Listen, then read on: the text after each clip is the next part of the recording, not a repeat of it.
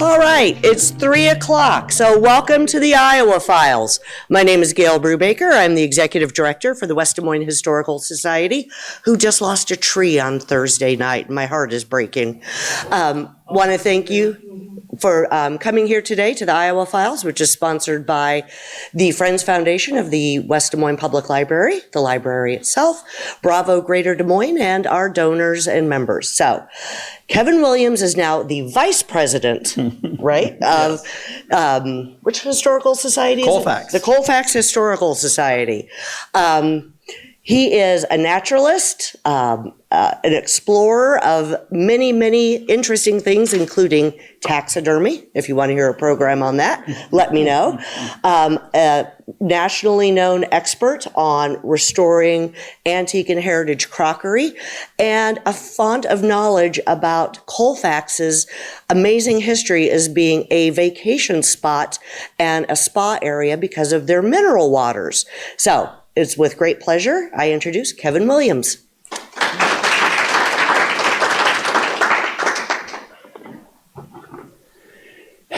All right. After listening to that, that's a mighty impressive fella that you've got here today. We'll see what your opinion is when I'm done. Hopefully that's still the case here. But really, what all that means is that I've done a lot of different things. I've had a lot of different interests over the course of my life, and jack of all trades and master of none. Really, probably could fit with several of those. But just by way of explaining a little more of how I got here, my wife and I both grew up in Colfax, in and around Colfax. She was a town girl, I was a country boy here, and graduated together from the high school, and then went on to do careers. And my wife, we both graduated from Iowa State. My wife was a medical technologist, so she worked in the lab at Marshalltown Hospital and McFarland Clinic for her career, and I after the state a little bit, then I went on to, my degree was in fish and wildlife biology. So I went on to work for the Grundy County Conservation Board.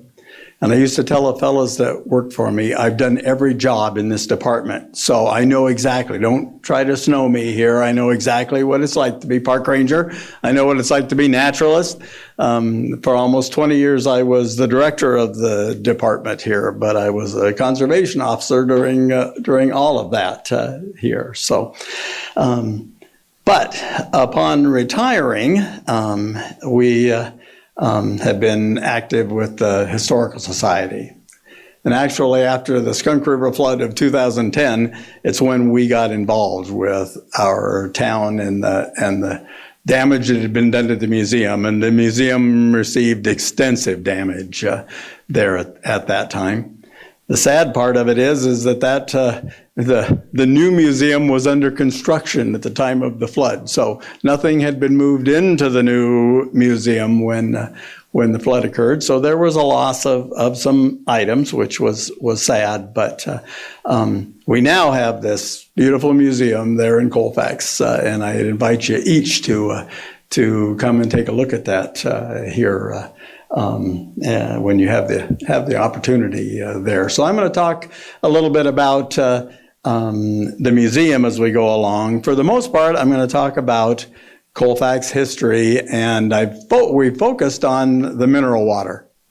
Colfax was known for the mineral water during a period of time, an era there, nationally known for mineral water. Now, when you ask, there's a lot of people that shake their head and don't know what in the world you're talking about. But hopefully, I can enlighten you about those things here. So, to start, the slide that I've got up here is the number 8 coal mine. Now, bear with me because I'm going to start talking about coal, but I'm going to finish talking about the mineral water here shortly. We'll be to the mineral water. Coal was discovered in Colfax about 1846. So before there was a town, that area had, they discovered coal. Coal was very important to Iowa, of course, during that period of time. Wood and coal is how you heated things, how you ran the boilers, anything that was needed. And it was because of coal that we ultimately are talking about mineral water. Now, the Rock Island and Pacific Railroad was making its way east to Des Moines. So about 1865 is when the railroad was looking for coal. They needed a source of coal. Colfax had that. And so they established a depot there. There was a post office about the same time that happened as well. All right. In fact, there were 3 different depots, train depots, that were in Colfax at one time. The Rock Island and Pacific, and was the Colfax Northern Railroad, which was a railroad just to serve the coal mines that were surrounding the area. And then there was a third, the Interurban Railroad. And I don't know if you've ever heard of the Interurban, but it came out of Des Moines and went to several different towns around central Iowa. The first one that it went to was to Colfax in 1903. So the Interurban was there quickly too. Colfax as a town was named after Schuyler Colfax. Now, Schuyler Colfax was the first vice president under Ulysses S. Grant. He was a famous Tennessee legislator, and so there are lots of Colfax towns in different states, Colfax townships and counties all over the country, and Schuyler Colfax was the namesake of those. All right. I told you I was going to talk about coal, and I, of course, have to plug my great-grandfather, if you'd let me. That's the guy that's circled right there, David D. Williams. He came to Colfax as one of the many miners that came to Colfax and were employed there around the community. I like to tell people this photo was taken before they worked that day, because look how clean the faces are. Right? When they came out of the coal mine, they were black. You know, it was not good conditions there, certainly, that were to work in those mines. But there were a number of mines around Colfax. One time there were 29 different mines and most of those around the area. There were several towns that existed there for short periods of time while the mines were operating in that area. So the town of Oswalt, the town of Severs, and the town of Andersonville were all mining communities that existed for between 10 and 20 years and then went on. But 1,800 people were associated with working the mines at one time. Many nationalities, but English and Welsh were predominantly the ones that came and worked those mines. Now, my great-grandfather came as the mine boss for one of those towns, and it was finally to the water that we've come, and that's the railroad was searching for more coal. Right? They wanted another source of coal closer to Colfax than what they were finding. And it was about a mile outside of town that this crew working for the railroad, they were boring, all right, looking for that source of coal. And at about 300 feet, a little more, they struck a vein of water. Now, that's not uncommon. What's uncommon is it was under pressure. So that's what we call an artesian well, when you hit it and it comes all the way to the surface. And it came out, do you remember the old Beverly Hillbillies television show? All right, up from the ground came this bubbling crude, and up from the ground came this mineral water. Now, it didn't smell good. It didn't taste good, because it contained many, many minerals. Right? They recognized, the crew there recognized in tasting it, that this was strange stuff. The railroad sent it off to Chicago to be tested. And the test came back with this list of arm's length long of different compounds that were in that water.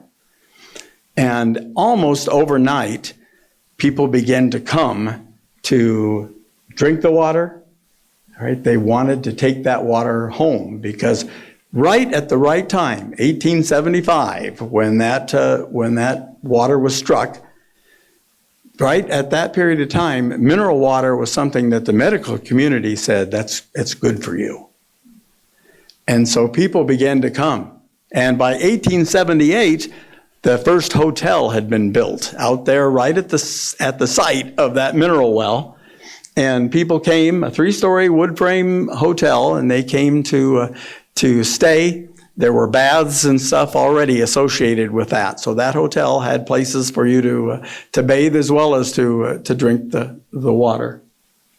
It was called the MC Springs, is what they named that. Was magnesium chalybeate or something was the pronunciation of that. They just shortened it to the MC Springs for short.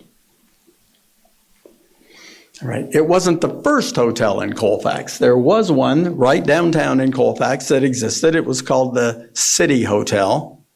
Right. Now, the City Hotel later was purchased by Carl Mason in 1881, and he changed it to the Mason House. It's set right down across from the depot. So if you wanted to catch people coming off the trains, you were in the best spot for that. Right across the street from that hotel was a mineral springs, and it was a city-owned, open to the public springs. So, and remember, it's under pressure. So all it did was sit there and was ready for people to drink or fill their containers. And so that was the closest hotel to the depots. Now, what I like about it is that the Mason House, of course, I mean, they're this big hotel that you can see, but all the other hotels that weren't within sight of the depot, they would have their own taxis, horse-drawn taxis that the driver would holler out, all aboard for, the Grand Hotel or the Colfax Springs Sanitarium there, so that people who were coming already with reservations for those places would know where to go, load up, and they'd take the baggage and go to the respective hotels. All right. This is the Grand Hotel. It started out as the Coles Hotel.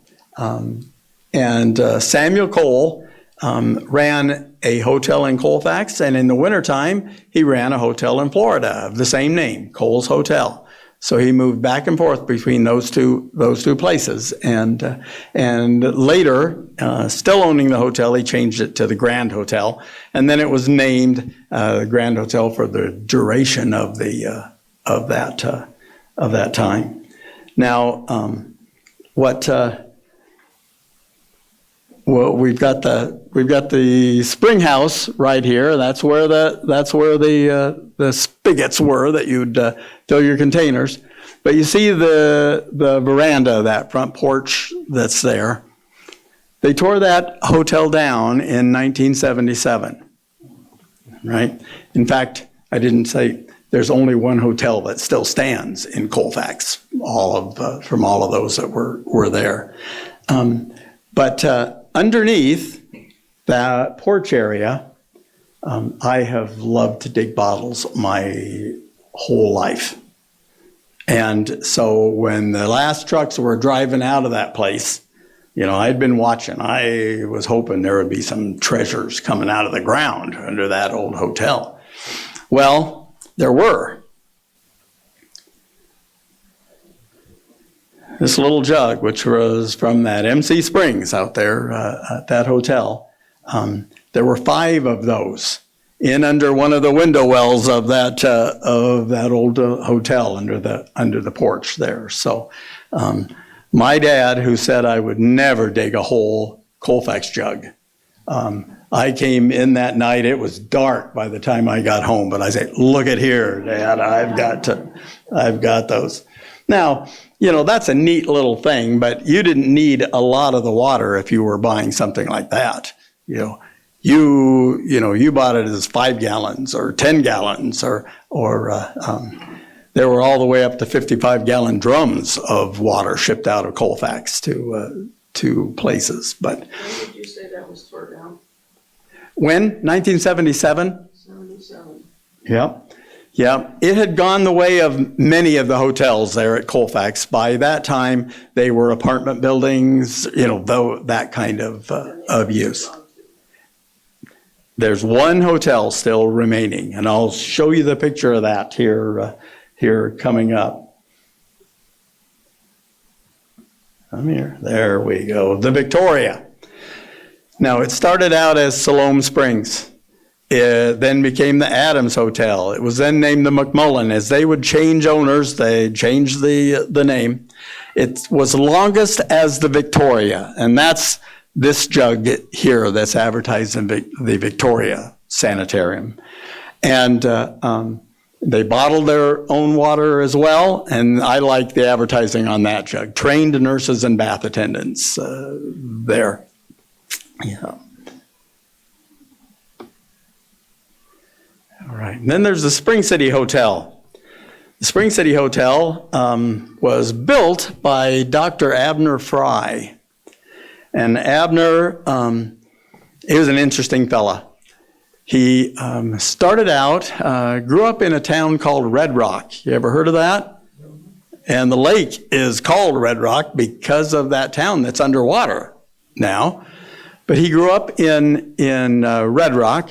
He tried farming for a while, like his dad, and that didn't really work out. And he tried being a storekeeper there in the town of Red Rock for a while. That didn't work any better. He even sold Singer sewing machines. But it's when he decided to go down and train under a Dr. Paul Castor in Ottumwa. Now, Paul Castor was a magnetic healer. Now, it's got something to do with like chiropractic, okay? I'll stop there. But that kind of healing. He studied under there, and then he decided, okay, I'm going to come up to Colfax where they already are drinking the water and think that's a great thing, and I'll use my trade up there. And so he built a hotel, called it the Spring City Hotel. Then if you look in the newspapers, you'll find that even before it opened, it went to a trustee sale. So something wasn't going right. Ultimately, he bought it back about a year later, and this time named it the Fry Hotel in Mineral Springs. All right, and there's a stereo view of that hotel. There, the Fry Hotel, it operated until 1904. All right, and then there was a fire. We're going to hear about a lot of fires as I go along. That was just something that happened there often. All right. Before the fire, he sold it to a man named Tom McNear. And Tom McNear, when he bought the Fry Hotel, he changed the name to Hotel Monte Colfax. Doesn't that sound impressive? He had great plans for that. All right. But he only owned the hotel for about 14 months, and then it caught fire and burned to the ground. All right. So when you have a Colfax jug advertising the Monte Colfax, you know that's a short period of time that it was operating as the Monte Colfax. Right. Lots of different hotels. Right. There were 19 mineral wells and 13 hotels, bottling works that existed in Colfax. Small ones like this is the Mills house. Mrs. Mills and her son Charlie traded a pair of mules for the lots where they were going to build this hotel. And so they erected that hotel. You can see the spring house off to the right there. They all had something like that when they'd get their well drilled. All right. Now, this one I'm going to spend a little more time on because it happens to be that a husband-wife team, Dr. Lewis and Alice Turner, both doctors, operated this hotel. All right. It happens to be my wife's great aunt and uncle that ran that.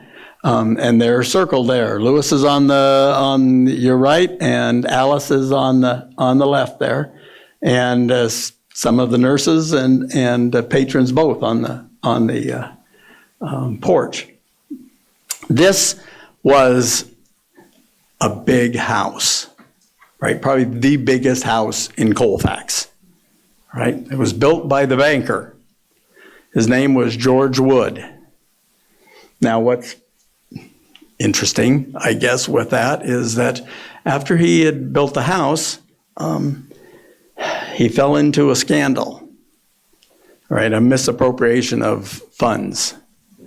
And the newspaper reported that 2 of the board members went upstairs there at the bank building to confront him about that. He excused himself to an outer office and shot himself, all right? That's when the Turners purchased the house and turned it into a sanitarium there. But Dr. Alice, in one of her brochures, I like the quote, "Don't be afraid to come on a cot. You won't have to leave on one." That was the claim that they made, and that many of the hotels made there. All right. Downtown, there was a really large brick hotel. Dr. Ryan was a pharmacist that built the first drugstore in Colfax. Right, it was a wood-framed structure. About 1880, he had this brick building built, and so it was named then the Hotel Ryan. It was changed to the Hotel Centropolis there, and finally the On-Spa Sanitarium there. What's interesting with this one is that built about 1880, and when they had drilled a well for that hotel, the water flowed to the top story. All right, so it was under pressure. It was under considerable amount of pressure if you could get water all the way to the top floor. Now, I told you there were 19 wells that were drilled around the area there, and it seems that the pressure there on the vein of water diminished. So by the time everything was all said and done, the water was not under nearly as much pressure there. They kept draining off with another well.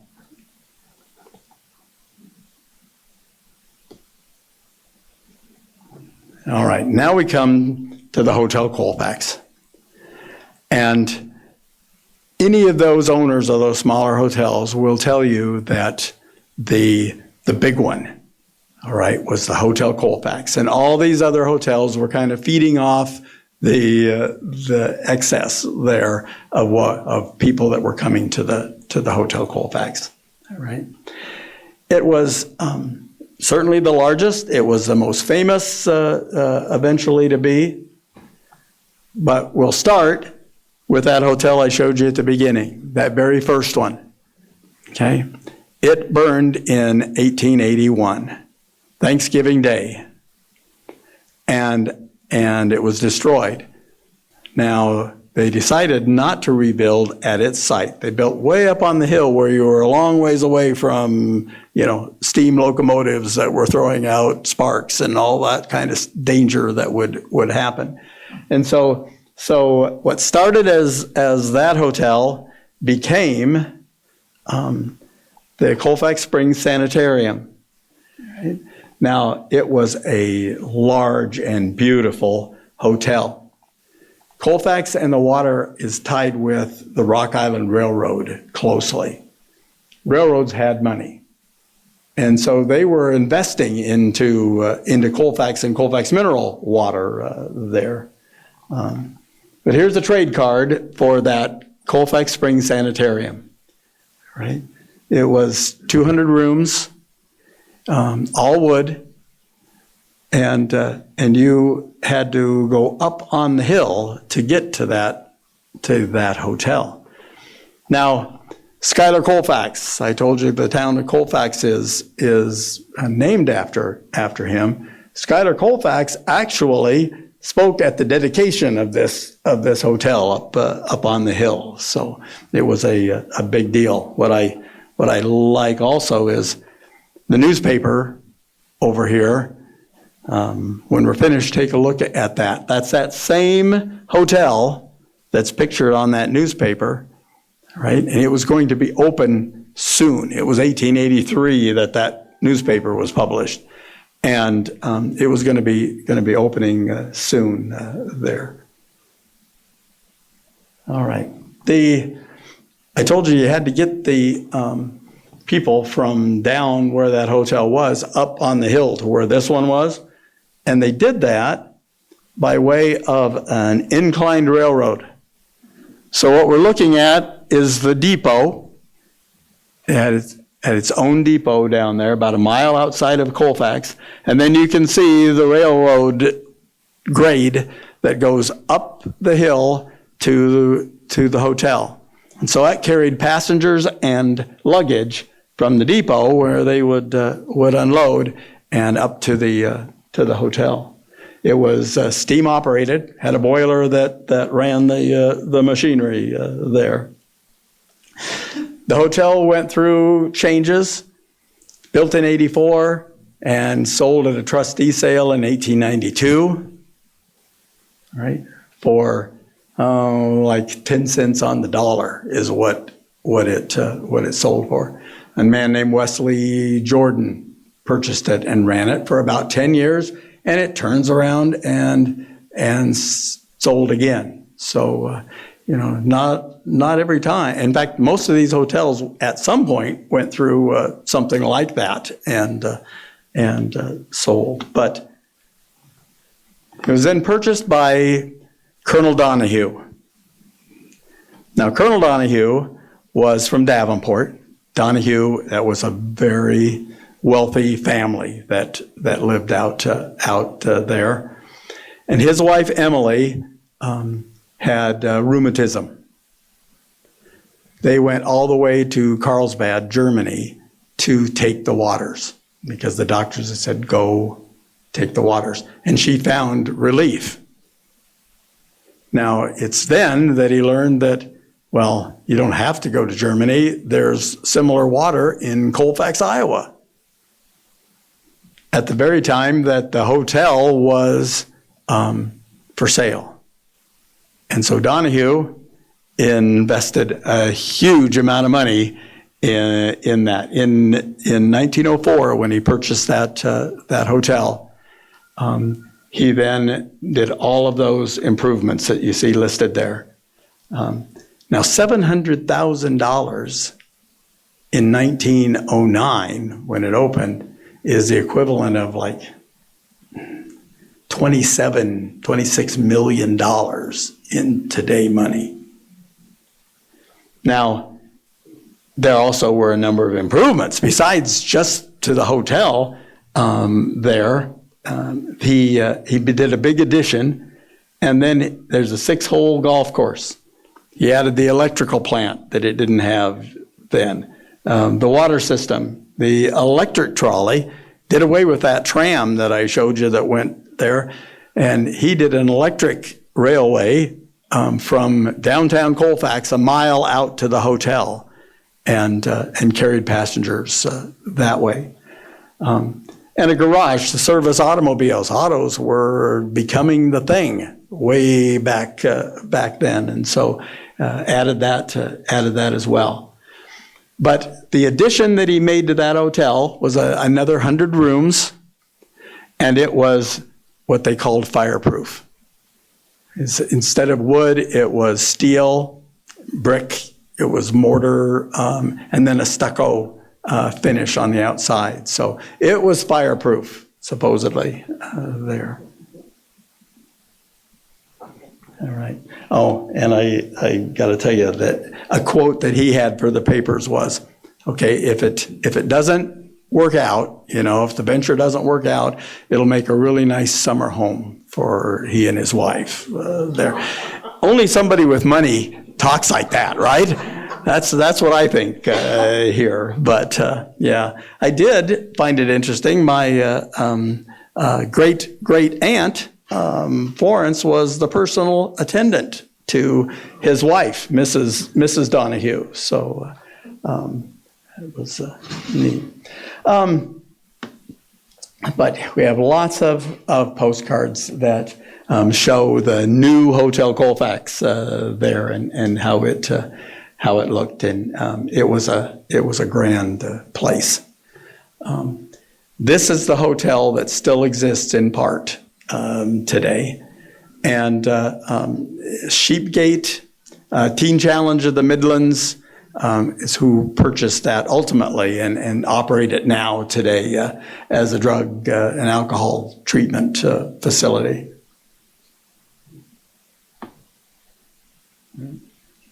Inside, it had everything that you were looking for. It was the spa kind of hotel there. And so you'd get massages. You would take baths. In fact, they got water into you every way that they could get it into you. That mineral water has a real laxative effect. Now, that's probably the main reason why it was considered good for you, is go to a place and get cleaned out good. It has to help us, right? And so that was being done. So you took baths in the water. You drank water upon rising. You had a glass of water. You had it at every meal. And when you went to bed, you had a nice warm glass of mineral water before you went to sleep. So yes. My uncle, grandfather's brother, he told me that the only way to drink it was ice cold. And he kept a fruit jar in the refrigerator, and he lived with my grandparents for a while, and I remember that fruit jar of mineral water in the refrigerator, and he says the only way you could drink it was ice cold. That helped it. So warmed had to be kind of nasty. Well, they did ultimately, but they really didn't much, during that time here. There was an orchestra that played for noonday meal and then the supper, and so it was catering to the more elite side of things there. In fact, I've got a menu. And this isn't even for the Hotel Colfax. This is for one of the smaller hotels, all right? The Grand Hotel that I had pictured by Mr. Cole had. But just listen to the dinner that you could have. And dinner was lunch. Now, you could have, in the season of 1884, you could have tomato soup, and then you'd have baked lake trout.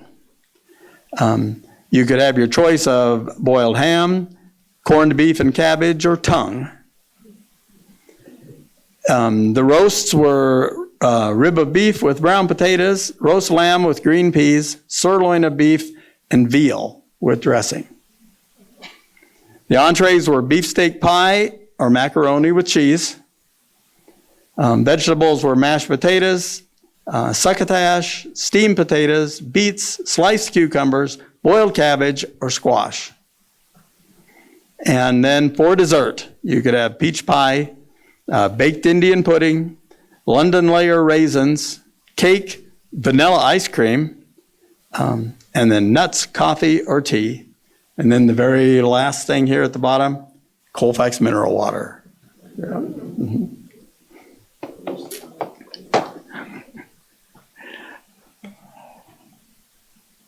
All right. So it went through a period of time where it was a grand place. And then came World War I. Now, World War I was not good for most people running hotels because it was hard to get materials shipped to you or even available because of the war effort. So many hotels had to shut down during that time. Now, it had a double whammy because it was right about that time that the medical community kind of fell out of favor here with mineral water. Right? So take those two things, put them together, that the mineral water industry in Colfax did its big decline. Right? And this hotel closed in 1915. All right? Now, Colonel Donahue, he was no dummy. And so he had an opportunity to lease that facility to the federal government. Right? And it became the U.S. Public Health Hospital, Service Hospital. Right? And it was a Veterans Hospital. Now, we know the Veterans Hospital to have been in Knoxville. It didn't exist in Knoxville when he leased that to the government. Now, he put a rock-solid lease in there. It was going to last his entire life that he would have it leased to the government. And things were going just fine. Now, my father-in-law tells a story that he got from his father. They had a drugstore right downtown. And, of course, you see everything going on downtown in Colfax there. The general that was at that facility, that ran that facility, you know these old cars where you sit in the enclosed part and the driver sits out there in the open, you know, those huge things? All right? The general is downtown at Colfax for whatever business he had. And the driver turned it around in the middle of the street to bring it back the other way. And the town marshal wrote him a ticket. And according to my father-in-law, his dad says the general was not happy. He was red-faced and he was screaming. And he says, you'll regret the day that you wrote this ticket. And the hospital was moved ultimately to Knoxville. Right? Now, the only thing Donahue did wrong is when he leased the facility, he leased it with all of the furnishings inside. They became the property of the government, and the government took most of anything that was movable out of there. So that stuff, I would love to have seen it stay in the hotel, of course, there. But that was the story of the hospital. Right. Now an interesting one. The same facility, right? It became the National Swine Palace. Went from, orchestras playing and dances and all these things to the National Swine Palace. Okay, Fox Built Feeds is who purchased that.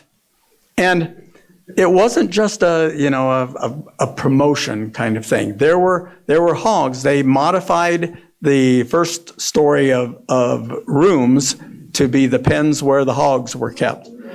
They sold hogs through right there. The auctioneer set up on the platform where the orchestra at one time played and sold hogs there. It was a fairly short period of time that it was the Swine Palace, all right?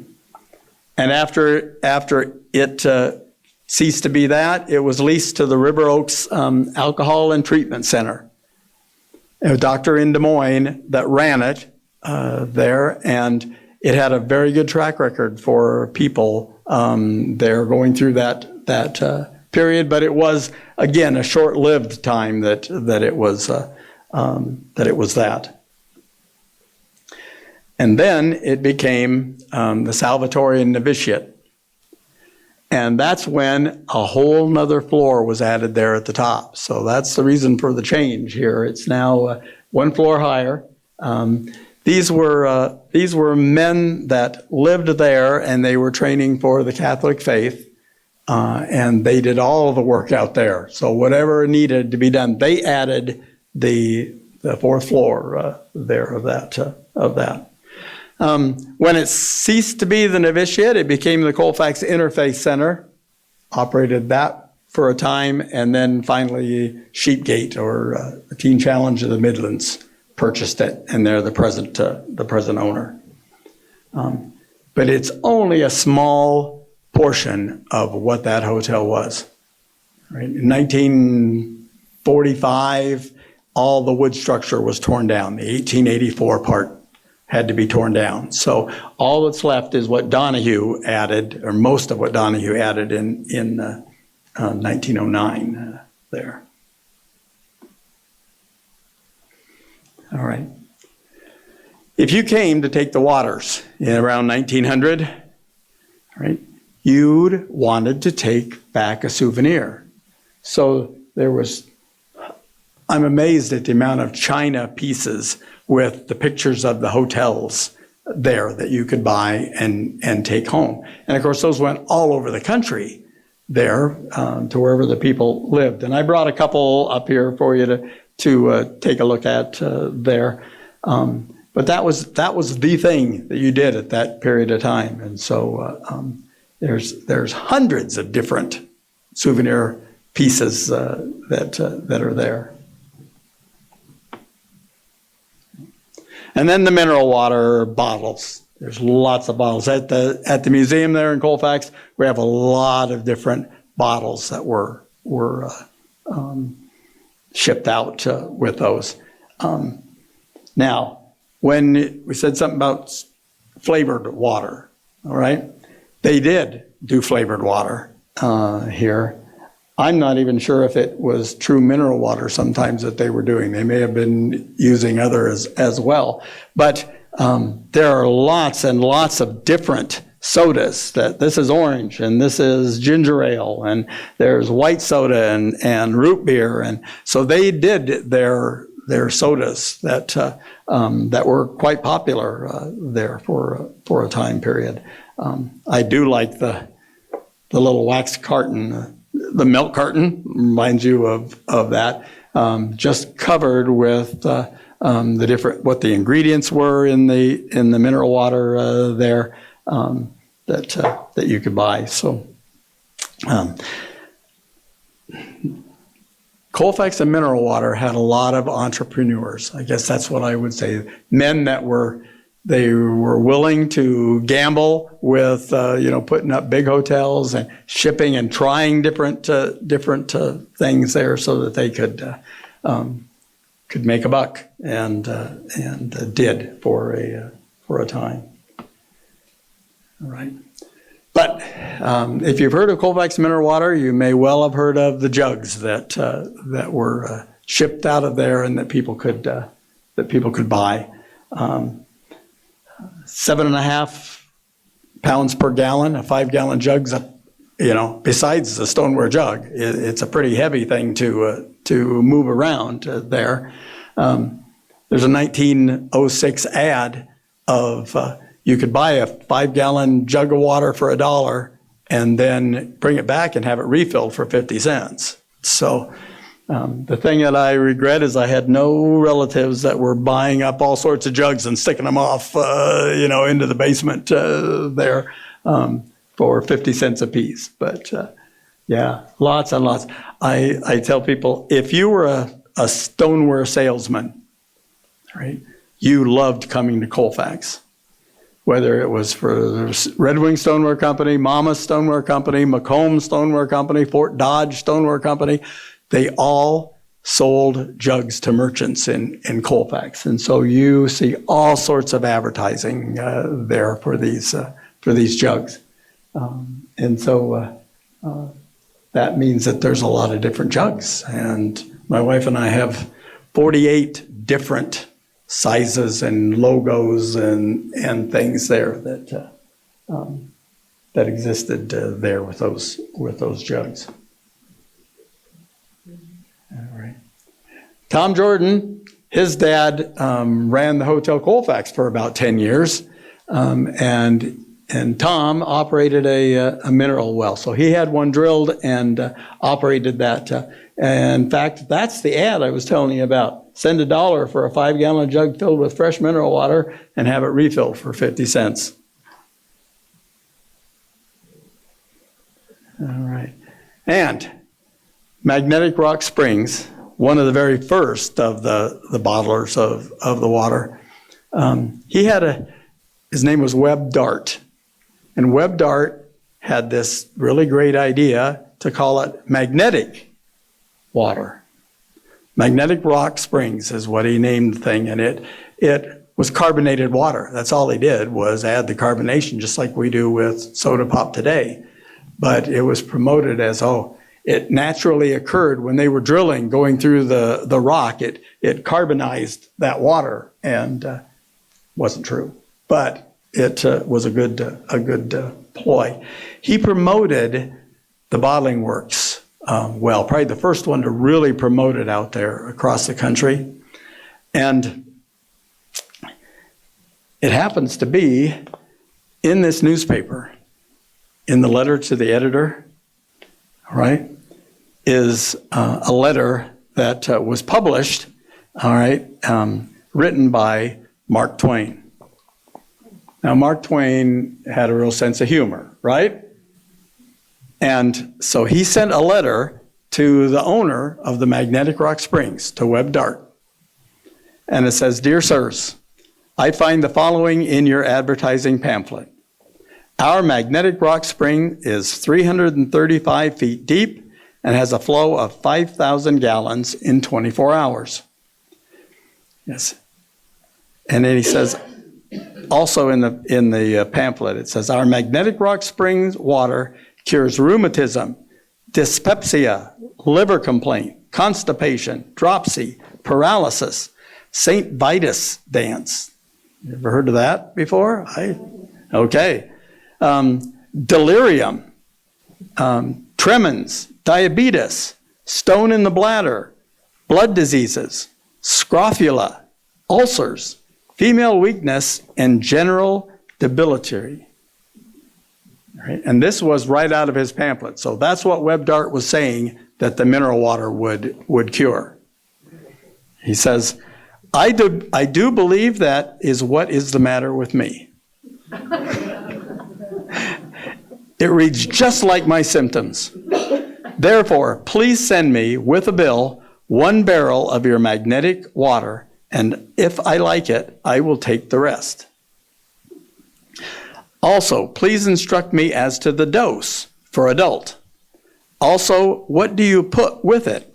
I mean, what do you put with it to divert your mind from observing that you are taking medicine? Will it go with temperance beverages?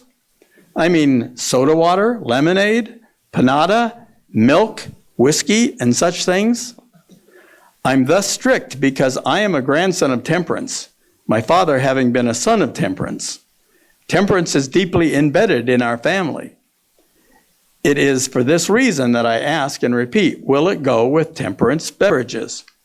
Will it go with the moistures I have mentioned? If with whiskey, what portion of the water is best, combined with what disproportion of whiskey? All right. Signed, yours in alert expectancy, Mark Twain. All right, so we don't have any record that he ever visited Colfax, but he did send a letter to Webb Dart.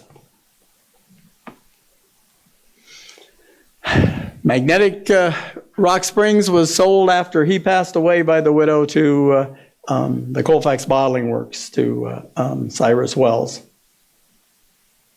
And there's also the Fry's Bottling Works. Dr. Abner Fry, who had the hotel, his son Dan ran a bottling works there. And that brings us to the Museum and Community Center in Colfax.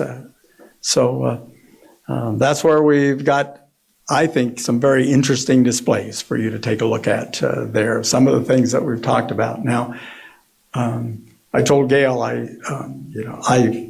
can give programs on the famous, the heroes from Colfax, because there are several, right? There's a folding table company. It was called the Monroe Company. And they came and they operated as a family business, manufacturing business for 100 years. And they built poultry equipment, they built canvas houses, and then ultimately these folding tables that were known across the country at one time. So lots and lots of rich history in Colfax. So it's right off the interstate. When you get off for the Colfax exit, it's before you get to the river, there's that building there. And so we invite you to come and take a look at that. The second Saturdays from 10 to 2, and then Sundays from 2 to 4, Memorial Day through Labor Day. So we're opening shortly for those Sunday hours.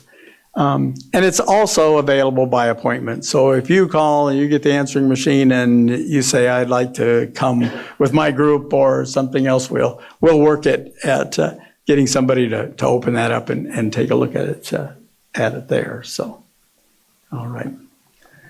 With that, I'm to the end of things. Are there any questions that you have? Yes. You haven't mentioned one medical thing. And I'm wondering, was it tested somewhere that it was really good for all these conditions? Well, it was accepted by the medical community that it was. So the owners of the hotels, they all had a resident doctor. All right. And in some cases, more than one, trained nurses and bath attendants at some. And so it was very much accepted by that community. Now, I don't know what proof they would have there.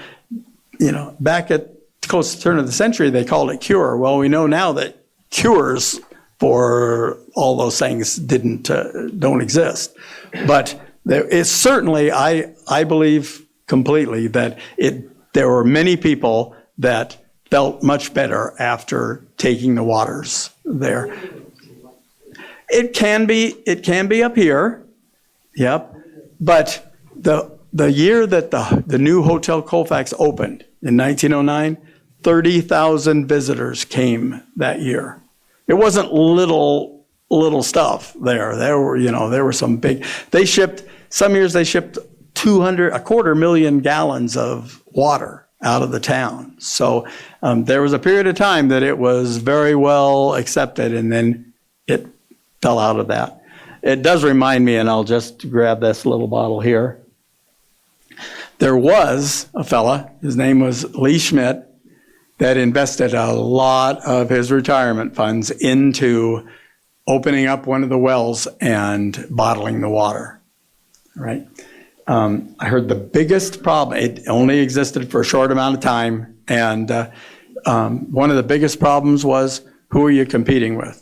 Coca-Cola's and all of these different companies that have the majority of shelf space in any place that sells water. So it never caught on like Lee wanted it to catch on here. But he did have one of the wells opened back up and bottled there for a time. Are all the wells closed now? Yes, the wells were capped. The wells still exist, even though, those casings would have to have new casings and things in there. But even the Mineral Springs Park in Colfax, which was one of the wells, no longer has a running well. I can tell you that as a boy, when we would go to Colfax and ride our bicycles, I was a country boy, so it was really something to let Dad bring the bikes in the pickup and let us ride around town all day.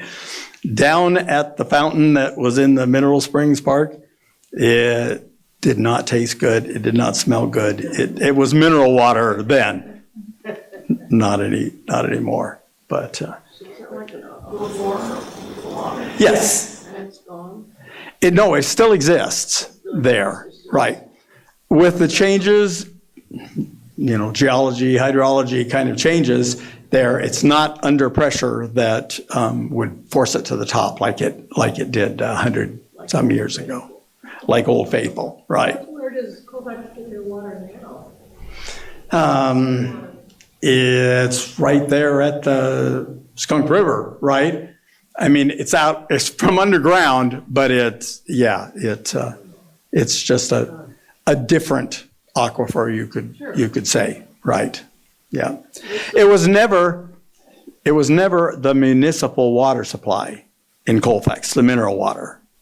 All right. So they even then had water that they were getting from other places. All right. The mineral water was, lower and had all this high mineral content. Yeah. Did you have a question? These various hotels and sanitariums, did people come and stay for periods of time, or was it basically I'm in and out? Yes. How's that? Some were shorter periods of time. Okay. All right. Think of all the sales trade that would come and only be there long enough to, sell to the merchants that they were, visiting and things. The visitors for the water generally had a week or longer stays. That would depend on what was wrong with you and whether you were feeling better, I suppose, kind of how that would go. But yes, there were extended stays even. So then, did they, I don't know if this is quite the correct term, dig the well or whatever to find the water, and then they built the hotels or the whatever around them. So who did they pay? Who owned the land where these entities existed? For the most part, the hotel owner, whoever owned that, and they owned, most of the They time, bought the land. then they would, yep. Okay. You pretty much knew if you drilled 330 feet into the ground, you were going to hit that vein of water that was there. These weren't springs that came out of the side of the hill or a mountain or things like we think of a lot of times with springs.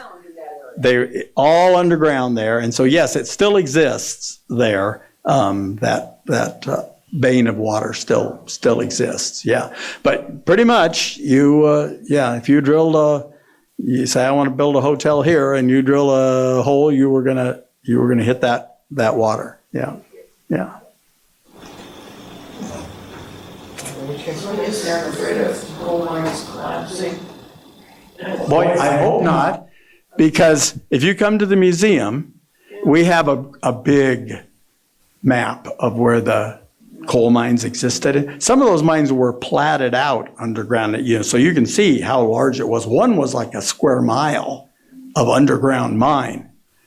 But there's a coal mine under the interstate right there by Colfax. So I know those engineers knew that, right? That information existed. So apparently they didn't care that down a couple hundred feet underground was a coal mine. So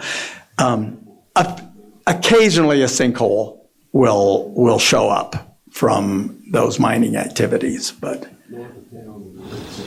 north of town there have been several, yes. Yeah. What was kind of neat about Colfax is these mines existed all the way around. There's only one within what was the city limits of Colfax.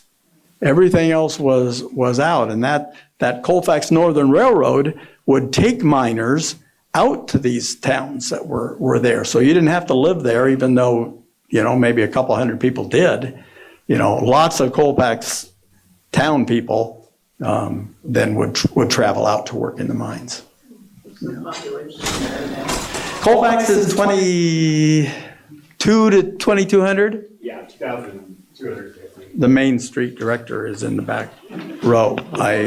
For Colfax Main Street, yes. He's also a relative of mine. We're a small town, right? So you have to watch what you say about people because, but yeah. My daughter dated somebody that would go fast, and I'm just a little piece that I didn't know about any of this motion with her.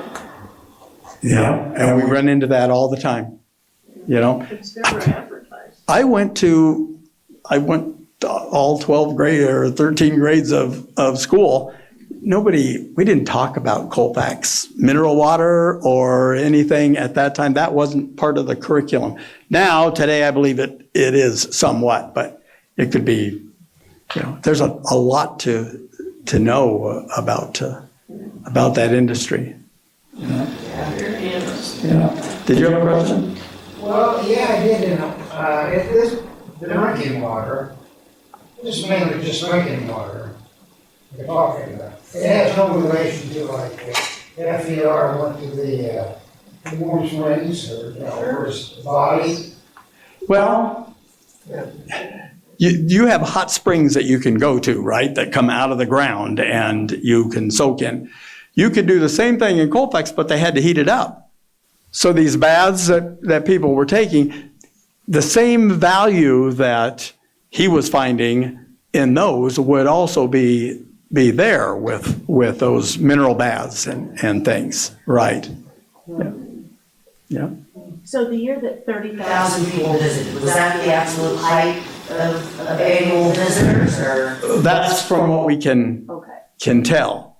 Now, I wish people were, back then were recording things better, right? No, isn't that what we wish as historical societies? I'd like to ask, what we were. But we know that in 1909, that's what was shown with things. I will mention just briefly, when it was the Swine Palace, right? And it was time to sell it, all right? The fella that was in charge of selling it spent time there showing it and things. He saved 2 hotel registers out of that hotel, right? It opened in 1909. One of them is like December of 1909 through part of 1910 and then 1910 to 12. So here are these 2 registers. And oh my word, that is absolutely fantastic. What we've been able to figure out is they probably were the meal registers. So if you were coming to take the meal, then you got marked into here. And it is a who's who of Des Moines. All of it, Hubble, and just all of these people that were taking the interurban out to Colfax, eating for dinner, for supper, and then traveling back, or spending the night. So the room numbers are recorded when it is, but there's a lot of people that, there isn't a room number recorded there. But that's an exciting thing to get. And I knew that they existed for a long time, but yep, I'm a retired nurse, and if I would have been at that time, I would have over the 20. And if the records weren't kept, what should I say? In an accurate way. Wow. That'd make a lot of money. And that sums up what the hotel owners in Colfax were thinking, right? That's why they were doing it, because here was an opportunity. We could build this big hotel and all these people would come. Not that they didn't want to help people. I'm sure they did. Everybody believed it, Mr. Dart took it a little farther here, but otherwise, yeah, it just is the way things happen, and it fell out of there. I think that's a perfect way to end this conversation, capitalism, definitely. So thank you, Kevin, very much. Yeah. Do you mind hanging around a little bit to answer any questions off camera? Don't. Wonderful. Thank you all for coming today. I want to remind you, we had to cancel the March Iowa Files because of the weather. So that is rescheduled for 2 weeks from now, Sunday, April 26th at 3 p.m. And that is the story of the monuments men and women and saving history during World War II. So thank you so much for coming today and have a great week.